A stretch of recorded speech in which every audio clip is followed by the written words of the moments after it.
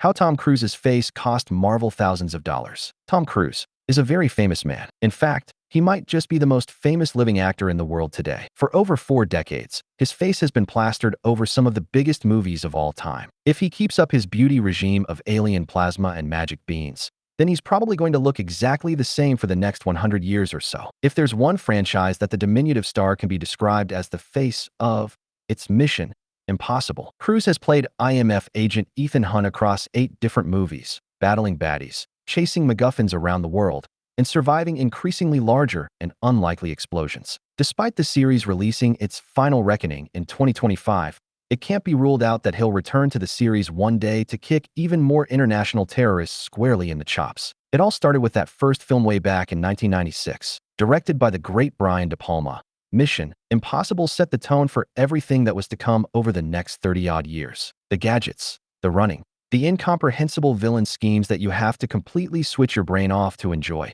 It all began here. The film was a big deal and received a considerable marketing push all over the world. This is where Marvel Comics enters the picture. Promo campaigns can be really dull, so to spice things up, Marvel was drafted in to make a Mission Impossible comic book. Set out as a prequel to the movie, it adds context to the movie's main characters with Ethan Hunt as the pivotal point in the story was created by Marv Wolfman, while the legendary Rob Liefeld handled the artwork. Best known for drawing impossibly muscular characters and for co-creating Deadpool, Liefeld was requested specifically by Cruise. The recent honorary Oscar recipient was a big fan of his work and felt he'd be the one to do his visage justice. Unfortunately, that's not how things worked out. According to Recalled Comics, despite the artist receiving Cruise's blessing, he was never given permission to use his likeness. Without access to the real Ethan Hunt's face, Liefeld was forced to improvise and create a brand new look for the daring espionage agent. He came up with a fairly generic, handsome man look for the character, one that you couldn't imagine anyone having a problem with. Alas,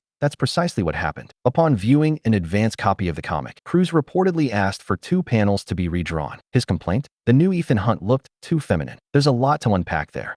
Marvel were forced to recall and destroy every issue with these panels. However, a few of the original copies got out and are not something of a collector's item among comic fans. This wouldn't be the only time Cruise screwed Marvel over. He was initially considered for the role of Tony Stark in Iron Man, but turned down the part. That eventually went to Robert Downey Jr. He must be a DC guy.